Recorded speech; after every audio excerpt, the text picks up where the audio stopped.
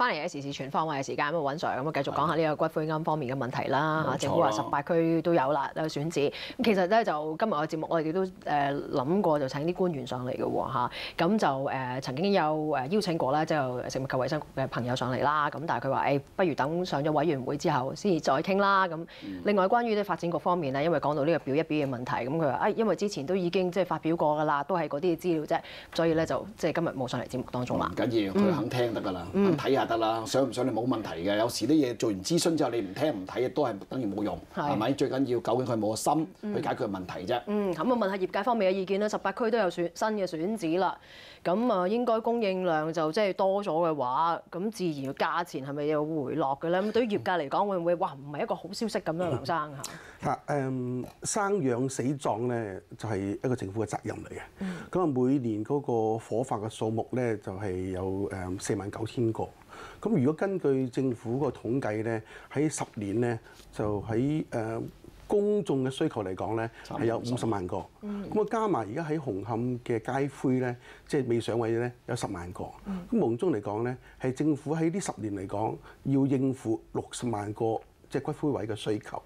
咁阿梁卓偉副局長亦講過。就目前嚟講，嗰個供求咧有好大嘅落差。咁所以喺私營嘅骨灰龕商嚟講咧，都係扮演一個好重要嘅角色，去提供一啲適當嘅骨灰龕位咧，係俾市場人士嘅選擇嘅。咁我哋都覺得，即係每一個政府嘅政策咧，係要公營同埋私營咧係兩個互相配合，先至一個係良好嘅政策嚟嘅。即係公營嘅骨灰龕位咧，係俾消費者咧係一個無從嘅選擇嘅權利，因為全部係等抽籤啊，個位置咧嗰個地方啊，同埋嗰個個價位咧，都係由政府定落嚟嘅。咁私營骨灰龕有好處一樣嘢咧，就比較彈性好多，無論係地點啊、嗰個層數啊、價位啊。或者係配套啊，個宗教背景啊，都係由個消費者咧可以自我選擇，咁所以先至有個私營骨灰龕呢個市場嘅出現。咁我哋福利商會咧都強調就話我哋嗰個私營骨灰龕商咧要擔當個好重要嘅角色。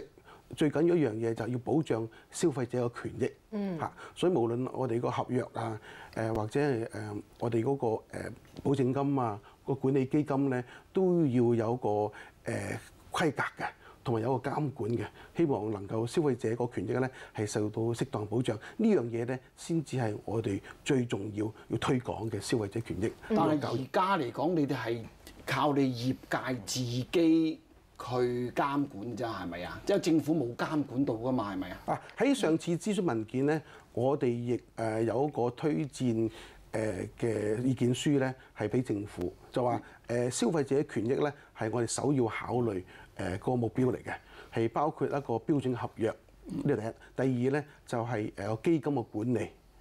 第三咧就係話嗰個權益嘅保障。但係而家係未有㗎嘛？你都係提議俾政府要即係響立例啊或者監管上面加呢樣嘢。而家係變咗表一同埋表二咁樣咯，係咯。係嗱，因為我哋梗係覺得表一同表二即係冇乜意義，因為都唔等於即係表一都唔等於將來可以攞到牌係嘛？而我哋即係我哋消費者梗係希望即係頭先阿梁生都講過，即係你保障消費者。其實我哋有個建議，因為早前我哋都見過消委會嘅即係一啲嘅負責人，我哋都俾咗啲建議佢。我哋希望會唔會可以即係喺呢個過渡，因為其實呢10年你而家10年內起呢啲咁嘅龕位，中間都有人會過身㗎嘛。其實中間過渡期點處理咧？咁萬一有啲龕場真係喺呢啲時間倒閉或者點算咧？咁我哋都俾咗啲建議，即係消委會同埋福委商，我都寫過信俾佢哋。我哋希望佢哋可以成立一個基金，又或者好似旅遊業議會咁嘅形式嘅運作，係對你哋業界咧，譬如話有啲龕場假係真係經營不善或者遭到政府取締而結業嘅話，咁嗰啲嘅灰位營辦商咧就可以接收一取締。因取締而倒，即係嗰啲嘅先人咧，係可以即係擺喺佢哋嘅會員入邊。即係呢個我覺得，我哋喺消費者非常之歡迎見到有啲即係不論政府也好，或者係即係營辦商都會加強一啲嘅措施保障消費者。咁政府點回應啊？政府呢方面咧，佢哋就會話俾我哋聽，因為你哋自己同佢哋傾啦。政府咁樣咁簡單。錢喺邊度嚟啊？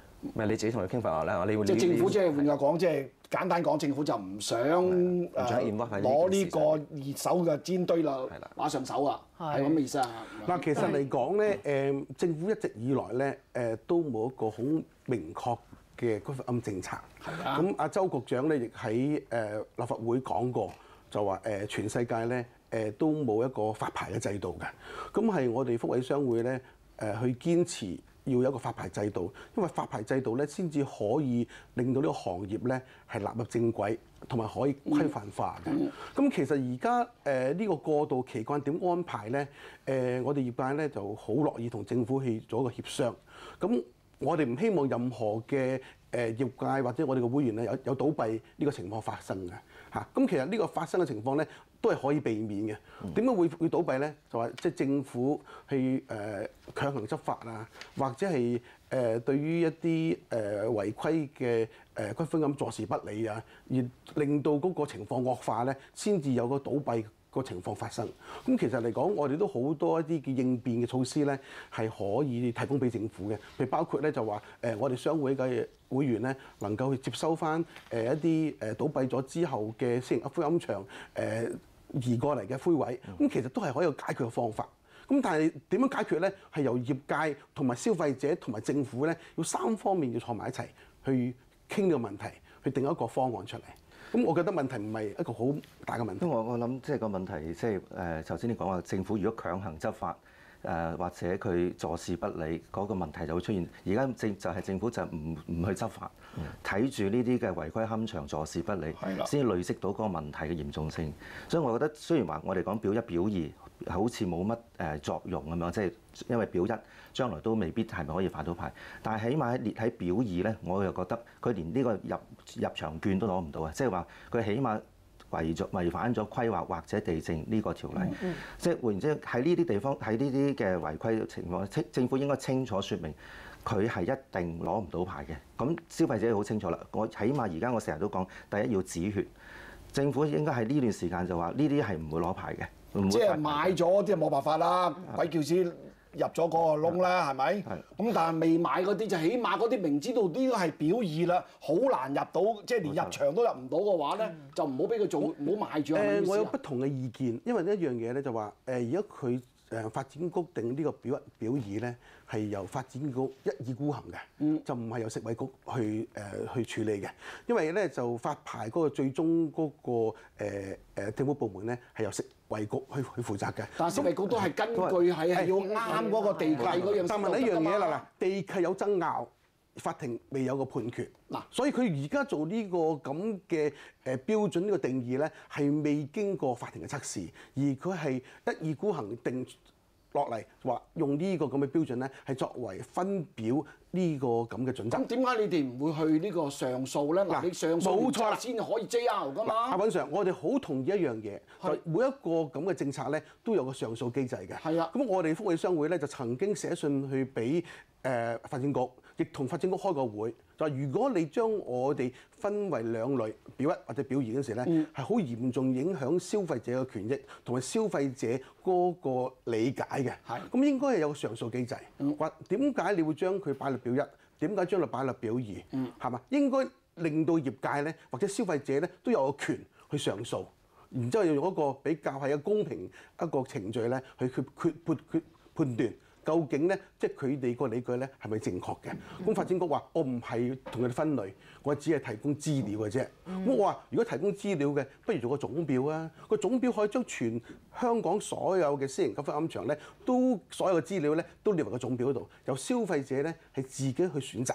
咁發展局咧就又唔肯去採納我哋呢個意見。所以我諗呢個，我覺得兩方面都即係業界同埋政府都同樣有個責任就係。政府既然話得佢係違反地契或者規劃條例嘅話咧，咁如果佢係繼續營運嘅話，就應該去告佢嘅，冇錯，應該停止佢。業界如果你唔同意嘅，你咪自己去即係提出司法覆核咯，係嘛？即係大家去將嗰件事咧搞清楚。但係最重要就係當呢個表列喺表二裏邊嘅話咧，政府係應該係停止佢喺呢個繼續銷售嘅。但係冇做喎，完全冇做啦，所以呢個係造成一個問題，繼續惡化。冇錯啦，咁啊，我哋休息一陣，我哋再同大家一齊傾傾啊！183329繼續歡迎大家打電話嚟咧，就呢個骨灰龕嘅問題同我哋表達意見，我哋轉頭再見。